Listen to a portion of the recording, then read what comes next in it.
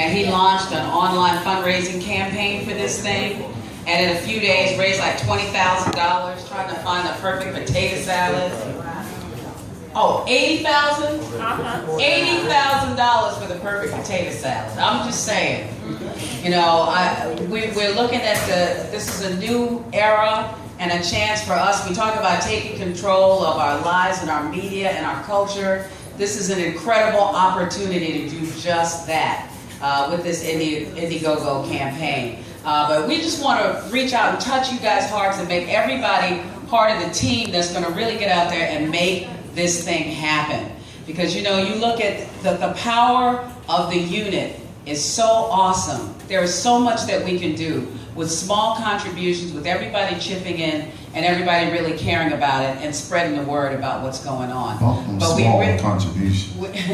Well, large ones are okay too. That's the ones that. But we really have to thank this guy for having a really, really big dream and for including all of us in it. And we thank you. And tell us all about how you got started. I need you to turn me up. Thank you. Can you put some trouble on this, please? Always the producer. Sorry. There we go. Anyway, thank you everyone for coming. This is a wonderful occasion. I am so thrilled and happy to see all the faces here, and I know that I am wrapped in love because God keeps doing all the right things and putting me in all the right places. So about 2001, there was a documentary by Ken Burns, the History of Jazz. How many people heard of that or saw that? And it was great.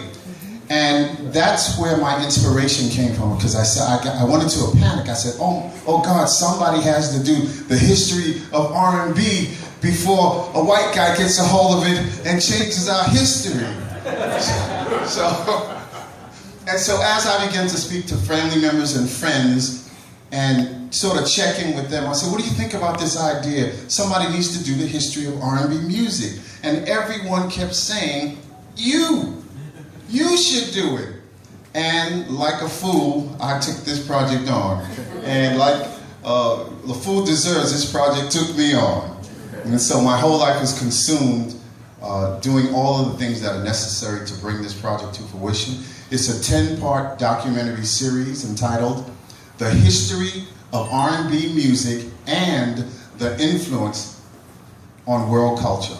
And its influence on world culture. And what that means is, of course it's about the great music, of course it's about the artistry and the artist, but it's also about the impact that those great songs and those great artists have had on all of our lives. And I'll give you some examples. A simple song, Say It Loud, I'm Black and I'm Proud. All right, it was 1968. We're in the middle of the Civil Rights Movement. We're trying to find equality and inclusion, yet if you called us black, which is what we were, it was an insult. James Brown, in August 1968, released the song, Say It Loud, I'm Black and I'm Proud, and one week you call me black, and we're fighting like two drunk men. The next week you call me black, I put my hands on my hips, and I claim my ethnicity as a badge of honor. And the question is, how much did that change the trajectory of the entire universe? Not just for us, but for folks who are looking in. It changed everybody's spirit, right down to the cellular level. You take a song like New Attitude. Patti LaBelle was in the movie Tootsie. I was mad at that song because every woman within earshot of a radio got a new attitude, whether she needed one or not. And I was like, I like you the way you are, baby. But she had to get a new attitude. She started advocating for herself and saying, you know, I'm not just an in-house slave. I can advocate for myself and I can be much more. How much did that change the trajectory of the universe? Marvin Gaye's What's Going On. We were a nation enthralled in confusion about the Vietnam War. We wanted to win the war because we were big bad USA, but we weren't winning the war. And then there was a lot of anger about the war. So when our troops were coming back, they arrived in the airports and American citizens would spit on them because they were so angry about that war? Well, Marvin Gaye helped us sort of frame how we all felt about it, because we were all confused. And I'll admit I'm a bit of an egghead, so sometimes I think just a little bit too far.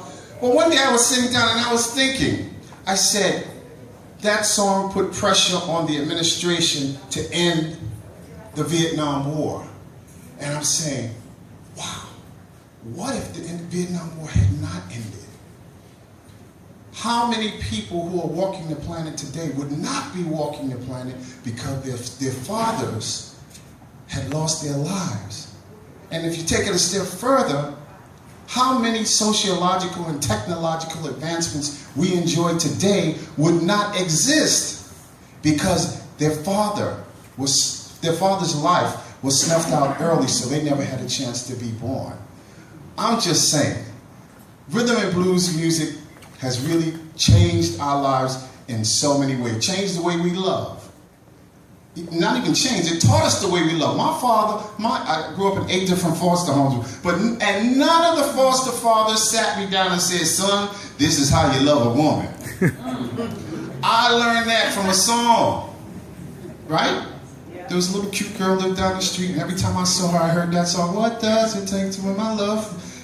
She had those cute little Barbie socks, I was in love. So that's what drives me about making this, you know, to make this film, to spend all of this time, you know, studying, woodshedding, researching, listening to music, recreating music. We're re-recording